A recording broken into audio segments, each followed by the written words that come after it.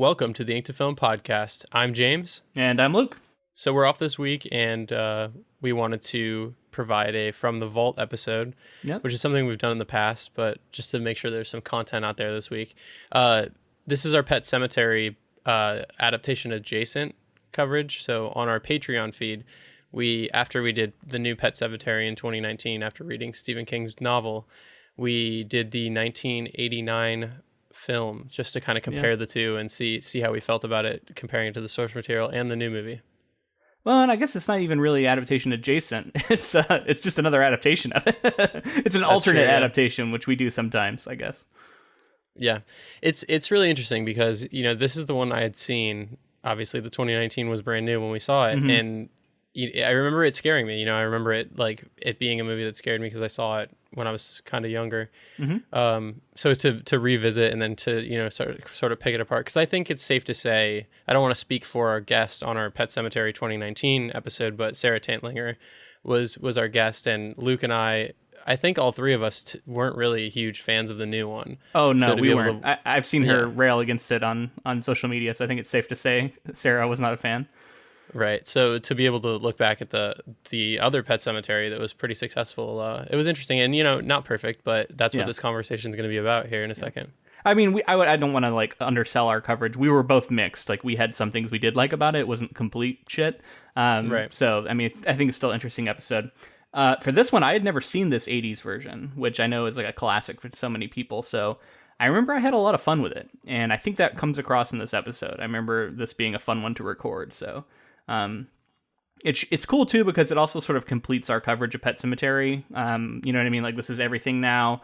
We had that episode with Sarah that was a lot of fun, and then we did the 2 episodes on the book where if you remember, I got into some sort of personal stuff about my mother and how she was a huge King fan and how reading Stephen King makes me feel closer to her in some ways. Which is something that I stand by and is something that I do enjoy about covering King. So if you want to hear more about that, check out those book episodes because I had a lot of fun with those. This was an episode we recorded over a year ago. So if you're interested in getting that coverage a little sooner, check out our Patreon. Yeah, absolutely. But you getting it now. We will be back next week with The Princess Bride by William Goldman, and then we'll be covering the film the following week. Book I've never read, I think a book you've never read, so I'm excited to see what the basis was for that sort of iconic film. And then we'll get to tackle that too, which will be a lot of fun. So I'm really looking forward to that. We'll be back next week.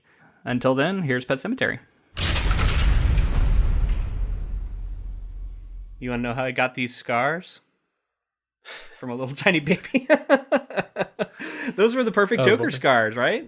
Yeah. Did you see when he lifted the blanket though? How fucked up his face was. Yeah, dude. It looked like his entire lower lip had been chewed off. Yeah. Can I get your best little Gage "Now I Want to Play with You" impression? Just want to hear it. Oh God. Let's hear it. Now I want to play with you. There we go. Yeah, man. I had a lot of fun with this movie. I think that's the main thing that I took away too. Is it's just fun. It's of its time. Yeah. And it's a little campy now, but I mean, you can see kind of where the scares came from when I was younger, at least. Yeah. I think something about Stranger Things. I already felt nostalgic for the 80s and for 80s horror and 80s movies. But I think Stranger Things has sort of activated an even stronger nostalgia for me because watching that it was hitting all the same buttons that I get watching Stranger Things in a weird way. It was very nostalgic for me, even though I'd never seen the movie before. I realized that I think I just saw a scene from this movie. Almost none of it was familiar. So it was cool, and it was a good way to start my day. I watched it pretty early. Yes, we both just watched it, so it's pretty fresh. Right. So just to address it, we're talking about Pet Sematary, the 1989 version. So we covered. Right. We covered. I mean, it's probably in the title. Yeah, it's in the title, but we covered the new 2019 film in our actual feed with Sarah Tantlinger, which was so much fun. Yeah, it's a great episode. Yeah, it was. And it's fun to kind of flip back around. Watching this, I was like, wow, this was fairly close to a straight Stephen King novel adaptation. There's some deviation, but it's almost all right there. And then I felt like the new movie just like made a lot of decisions in the opposite direction that pulled it away from. It was, I don't know. It's really cool to see how that movie progressed and got further away from Stephen King's original work by watching this one. I agree, man. I remember reading a lot of stuff leading up to the new one, and I got the impression that they were saying this new one is like a more faithful adaptation, implying that the original really wasn't. But I disagree. The original was actually pretty faithful. I think sometimes to a fault, you know? Yeah, agreed. Yeah, because it was too similar and it felt like they were just hitting beats. Felt like they were hitting story beats without really putting their own spin on it. And that is something that I would say is like the direction and maybe it's something to do with the time, but it did kind of feel like if you've ever watched like a Lifetime movie to me. A lot of it felt very like, here's this beat, here's this beat, here's this beat, and we're gonna whatever shots we deem necessary at that time. Like what I'm trying to say is it's not all that creative in terms of telling a story with visuals, but I think it's just like a 1989 Pet Sematary Stephen King written. Right. It was. I think what you're saying is it had sort of a workman like cinematography to it. Like it was very like, we got a story to tell, we're gonna tell it. And, we're going to do it in sort of a straightforward way. And I think you do get a few, like, there's a few times where Louis Creed is sort of like losing his shit. And I'm thinking in particular when he walks into Judd's house at the end and it looks all like rotten and covered in moss and like grave dirt and stuff.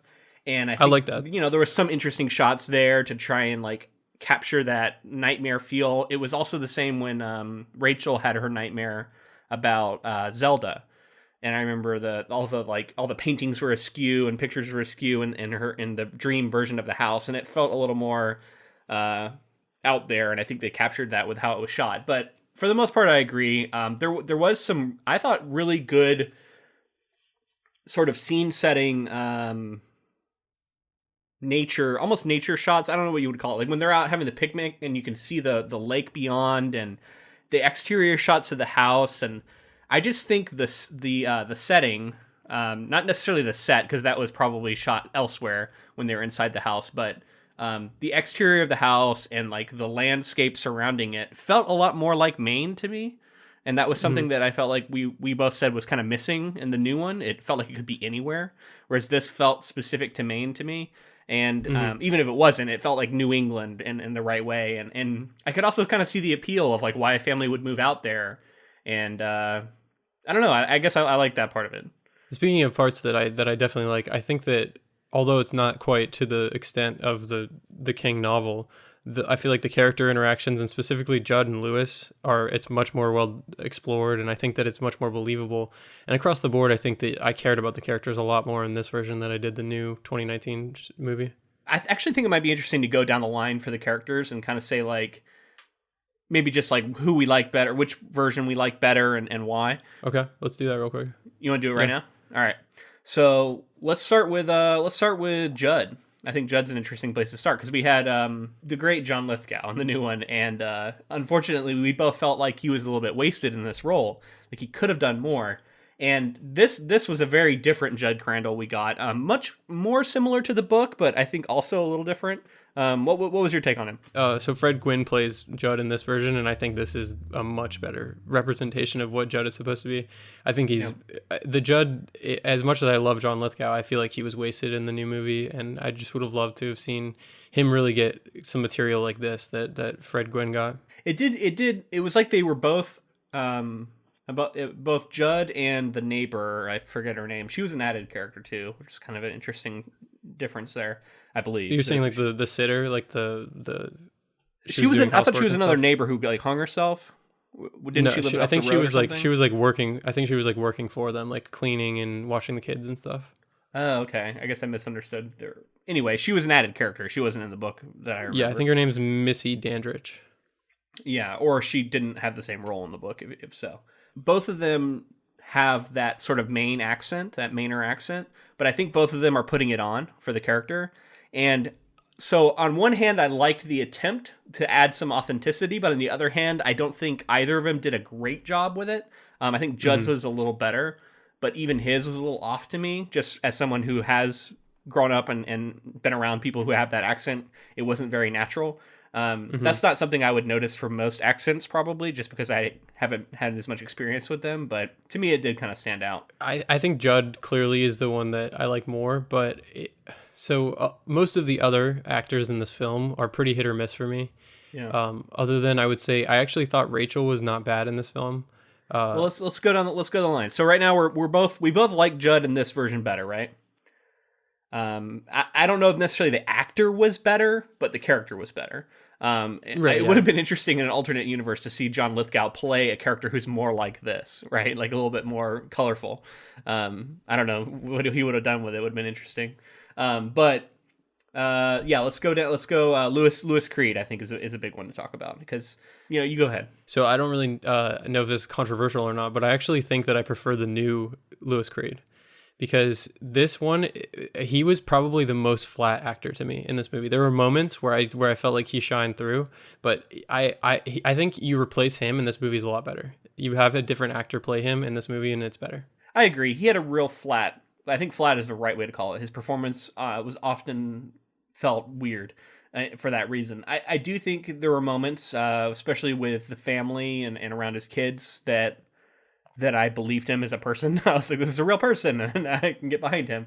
But overall, I think I agree. As much as I wasn't a big fan of either portrayal of Lewis, I think I guess I'll give it to the remake, the 2019. Yeah, I think another reason for the remake, I really felt like I understood him more as a character, at least in terms of like, he's a doctor and he cares about his family very deeply. Whereas this, and maybe this was by design, but this Lewis was like removed and weird, and I don't really know what he was going for, but most of the time it didn't really work for me.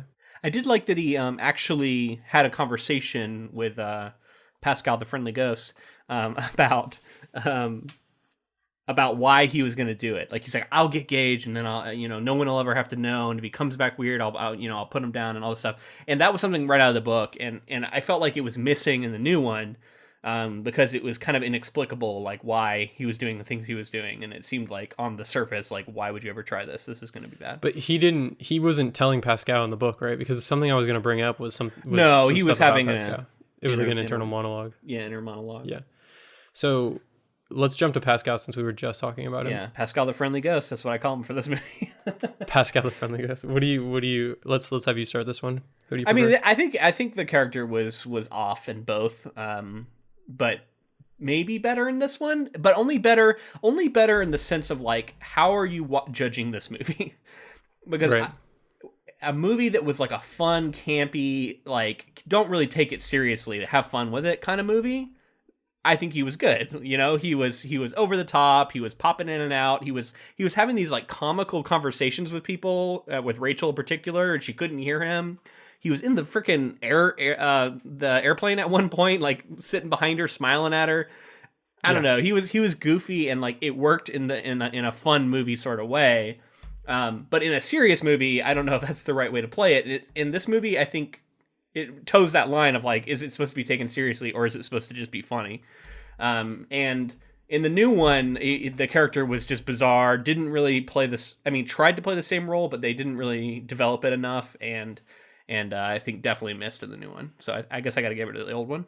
My memory of the new movie, Pascal in the new movie, is I just remember like the one scene that he's in, and then maybe he pops up one other time or two other times. Yeah, he's haunting like Ellie later. Yeah, and like he's not really given much to do in that way. But this one, I think, in the 89 version is clearly just comic relief. Like this is like a bloody, gory movie, and he's just like, I think they started to lean into that camp a little bit. I think they realized that this is like, let's have a laugh here. And like, I mean, him sitting on the airplane was just funny. It just was, because it's so random, and he's like smiling at people. Oh, and him like riding in the truck and stuff, like when he drives away in it. And I don't know, I just thought it was funny. It's like the way he interacted with the real world was silly. Yeah, and it does really toe that line though, like you're saying, because in that moment when he's in the truck, it's funny that he's in there and she's like talking to him but not talking to him. When she says like something about like it'll be all right, and he's like, I don't think it will be, and that's like pretty haunting to be like kind of his last thing, where you're just like, damn, maybe it won't be. So I prefer this 1989 Pascal. Yeah, I'm with you. But let's talk Rachel now.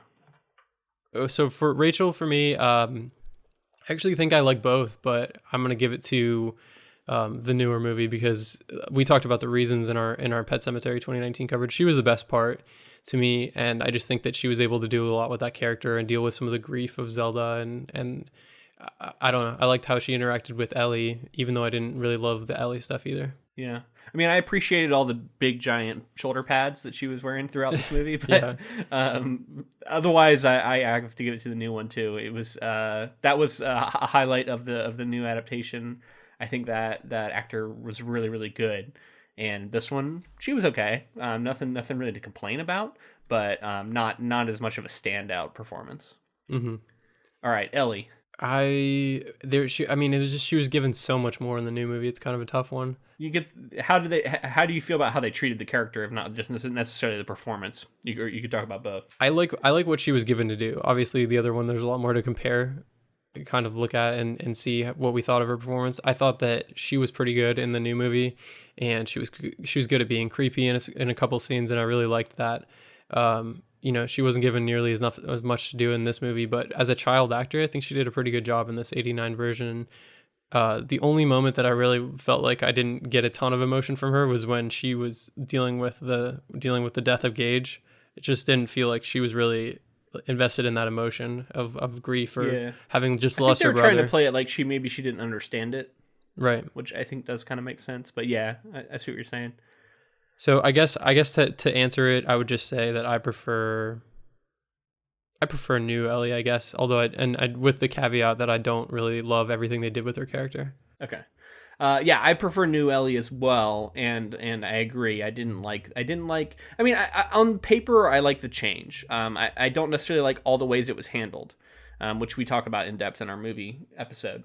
But for me, that the actor did a better job, the child actor, and this Ellie came off as more bratty at times, less likable. Not that she wasn't likable at all, but I remember feeling like a strong affection for the Ellie in the new one, and it just wasn't quite there in this version. And then I mean, not as much of a. I don't know. I guess I had a lot of empathy for Ellie in the book, with what she went through, but this movie version, I didn't really feel a lot of empathy for the character at all. So, I'll give it to new one. All right, let's do Gage, and that'll be where we end our character breakdown. I have two more that'll be quick ones that we can just give an answer to. But all right, as far as Gage, I think Gage, the original here, is my favorite. I think that although it is really campy and cheesy at times, he's just such a, like, you can see them directing him off screen, and he actually like delivers some pretty scary stuff, and it's creepy when he's like the stuff that they gave him to say, and when he's like no fair at the end, and he's like falling over. I don't know. It worked for me in like a campy, fun horror way. Yeah, he was fun. I mean, he had a lot more to do, and was definitely silly though. Like you can't. I was some of the biggest laughs I got during the movie were during the Gage scenes. In the end, like when he was going full demon. Oh, particularly when he flies out of the attic. Are we supposed to believe that he stabbed the hell out of Rachel and then hung her and set like a trap? I don't know. Yeah, it's bizarre. Because the hanging to me was like a clear callback to the Dandridge, the other character we were talking about. Yeah. Why? I don't know, but that's what we got. And then I don't. I guess they didn't show her face, but we learned later they got pretty fucked up. But Gage flying out of the attic. Him wrestling with Lewis was just so comical. It was wild. It's like he's holding a baby doll. He's like flipping around with a baby doll in his hands. It reminded me of Chucky. That was the immediate go-to. Now, I don't know when the original Chucky came out, but this was 89, so I feel like it probably predated this, right? I think Child's Play came out in the 90s, but I'm going to look it up right now. Ooh, the original Child's Play came out in 1988. Okay, so interesting. I wonder if that was too close for it to have affected it or not. But to me, that was very reminiscent of Chucky, and just him flying around, the stuff he was saying. Even the kind of like the scar he had on his face was kind of reminiscent of Chucky to me. Obviously, this isn't a doll, but an actual child. But I don't know. It was Gage was fun, and I enjoyed it in the way that I was watching this movie, which is this like fun campy thing, and he worked for that really well. All right, two quick ones. First one, which church do you prefer? God, that's hard. It's actually hard, Right? because they were both very good. Yeah. I think maybe the new one, but I don't have great reasons as to why. I did like that we actually got a scene where Lewis, euthanizes Church, which was really convincing. Brutal, right? That was awful. I thought that they may have drugged the cat. I don't know how they got that other than actually drugging a cat. I felt like they may have. I was pretty sure that was a real cat, not Yeah. when it was like, you know what I mean? There's a couple things in this movie that I'm like they either did some special effects mastery back then, or people were actually taking hits. Like there's one point when Lewis like rolls out of bed and hits his head on the dresser on like the bedside table, and he took that hit. That was that couldn't have been fake. So when he did that, he didn't. The character didn't like touch his head and act like, "Oh, I hit my head," which I think would have been part of the scene had it been intended. Right. So I think what actually happened was it was an accident, and then he tried to play it off like it didn't happen.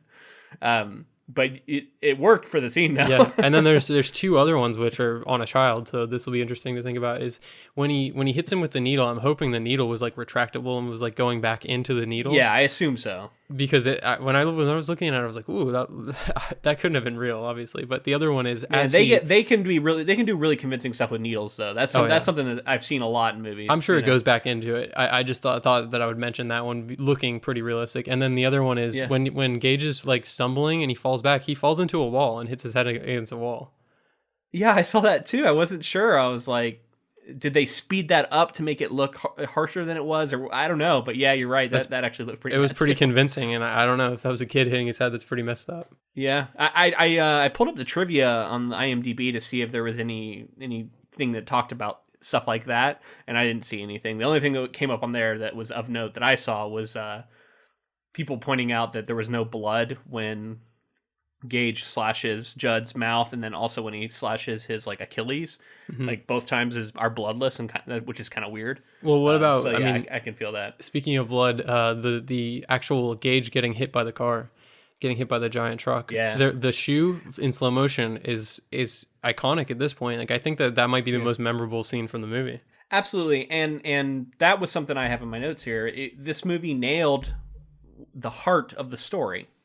Even with it being definitely more turned up to 11 and over the top for the film, then like if you want to have a serious, actually scary, in my opinion, version of the story, it's the book, absolutely all the way, and it's more so than the new one, more so than this.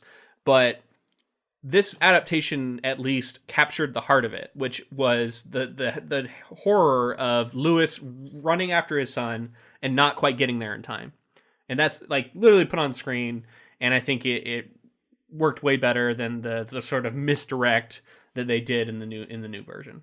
Yeah. So I have one more character that we need to talk about real quick in terms of changes, and I wanted to know which Zelda you preferred. Oh, I got to give it to new Zelda. This old Zelda was to me clearly an adult man in a wig, and it was very weird for me to like to think of this as supposed to be a young girl. It just didn't look right, and it was there was definitely creepy. The lines were okay, but I think I was too thrown off by the pretty big disparity in what I was seeing and what I think I was supposed to be seeing. Right. This was one of the things that really fucked me up as a kid is the Zelda stuff. So I got to give it to 1989 Zelda. And it is a man. And I think I read something about how the director felt that there was something about having a man look like a woman that was supposed to be more unsettling and like make you feel like there's something going on. All right, it sounds a little transphobic to me, but okay. I know, yeah, I agree. But it was 1989, so that's apparently the reason for it. But in terms of just the creepiness factor, I remembered this was probably the thing that freaked me out the most as a kid was just I'm gonna twist your back and I'm coming for you, like all that stuff. It was effective, and I can see as a kid like not understanding. Or not like, you know what I mean? Like I feel like as a kid you believe the things you're seeing on screen more, right? Right. you don't argue with them. You're like, that's a monster, that's a thing. Like, I totally believe it 100%. You know what I mean? I don't see that there's a man in a suit or whatever, when alien's on screen. Like, you believe it's an alien, and that's just how it works when you're a kid. And I think one day we'll cover The Exorcist, but yeah, the Exorcist had a similar effect on me, like kind of just this, like, I saw it pretty young, and I just was like, this is real, and it's super scary, and this demon, it's just, yeah. I feel like that's a really well-regarded movie, actually, that a lot of people do say is, to this day, one of the more frightening movies they've ever seen. So, for sure. Yeah, I absolutely think we're going to cover it. I actually own the book because I was so certain we're going to cover it eventually. I have the book on my shelf, so I'm ready whenever we get to it. So before we move on into other stuff, I did want to talk about the filmmaker really quick. Her name is Mary Lambert. And she's had a pretty long career before and after this. She kind of got her start in short videos and music videos. She's done some short videos and music videos for names like Madonna, Janet Jackson, Sting, and Motley Crue. So those are some pretty big names to have done some directing for. And then she directed, I think she had one feature before this, and then directed Pet Sematary, and then eventually went on to direct Pet Sematary 2. Oh, okay. Yeah, so she that would be another fun bonus episode we could do one day, maybe. Yeah, that'll be up for vote, I think. Maybe I'll add it to the polls when I'm asking what people want us to. I don't know. Maybe people are done with Pet Sematary at this point, but yeah, maybe we let Pet Sematary 2.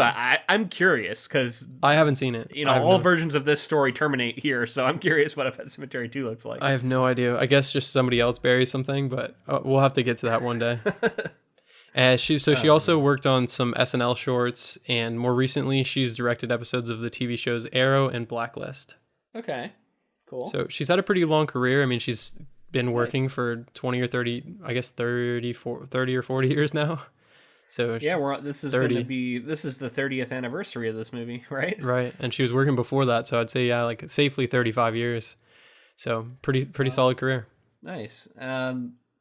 There's a couple of just random scenes I want to talk about that just jumped out at me. One of them was the rat in the bathtub. Yeah, disgusting. Made me laugh out loud because it was so obvious that there was a person standing by the bathtub who just tossed that in. Yeah, I know. Like, I felt like you could see the hand. I don't know if I didn't like freeze frame it to see, but it was so clearly the trajectory of the rat coming into the tub was so clearly someone standing there and just went, tossed it. I think it was just the cat just took it and underhand threw it into the tub. Yeah, because like a cat pushing a rat in should fall, like plop in a different way, come in straight. But no, it was like an underhanded toss, like you said. It was quite funny to me. Yeah. Yeah. So what that cat carrier? I've never seen a cat carrier like that. When I first saw it, I'm like, why is the cat in like a plastic box? What is happening to this cat right now? Yeah.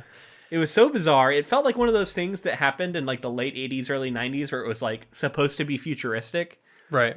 In a weird way. It may have also just been like invented for the movie so you could get a better look at the cat throughout the movie. Maybe. That's true. I wonder, I don't know though.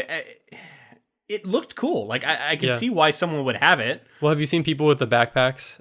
People will take their cats in backpacks and they have like a dome on the back of it so the cat can like look out of it. Kind of remind me of that. I haven't seen that. I believe you though. Yeah, it's pretty funny.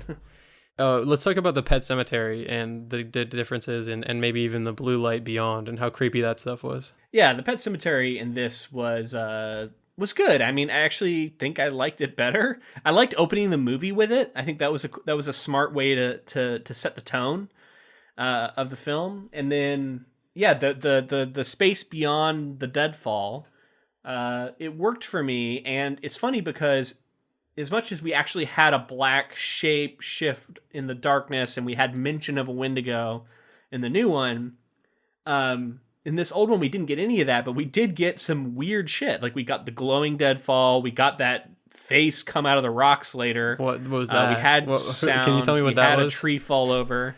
Oh, I have no idea what it was. And that's the thing, man. I think they don't do anything to explain why all this shit is weird and why it is like it is. Yeah. But it does actually leave you with sort of that like unknowable horror sense from the book. At least better than in the new one, because we both felt like that was lacking in the new one. Yeah, it felt like the place beyond was a weird place where crazy shit was happening that you can't understand. Yeah. And I think I like that too. Yeah. Sometimes I feel like people want answers, and other times it's best left unanswered. That face was just bonkers. I have no idea what that It is looked supposed like to mean. Judd, but I don't know if it actually. I rewound and watched it twice because I was very curious to see if it was Judd, but I don't think it was. It just kind of looked like him. I rewound it as well because I wanted to see it again. I still couldn't tell you. I know it was a guy's face. That's all I know. I think the blue light is really effective. It looks just so creepy, and that's another iconic, I think, shot and something that I remembered was just the place beyond. Yeah. I think that in both movies, the actual pet cemetery, the first part, looks really like creepy, and I think that they did a good job with it. But the green screen weird on top of a mountain in the new movie didn't work nearly as well to me as kind of those what are they, like cairns on top, those rock piles, also all creating like a symbol. It felt like a real place, right, in a way that the new one didn't. Yeah. But you know something else that I realized that we didn't get in this version, which we kind of got in the new movie and definitely got in the book, was the pull. I didn't really get any sense that there was like a pull that was bringing you back to the cemetery. It didn't really. I just don't think it was really established. Maybe it was just a thread line they wanted to leave, kind of go away. They felt it was unnecessary because there wasn't in this movie. Yeah, there was nothing really said about something's pulling me back, or there wasn't really a sense of like hypnotizing. I feel like there was didn't Victor Pascal say something about it at one point, and then Judd said something about that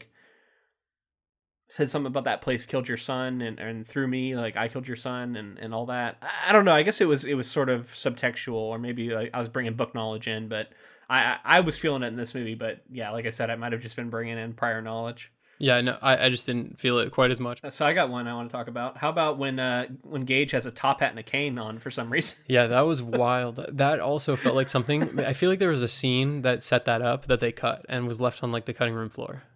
Okay. You know what I mean? Maybe. Because it just was so out of nowhere. So out of nowhere. It doesn't make any sense. It was really bizarre. But I kind of loved it. Yeah. Like I said, at that point, I was just bought into this zany movie, you know? Right.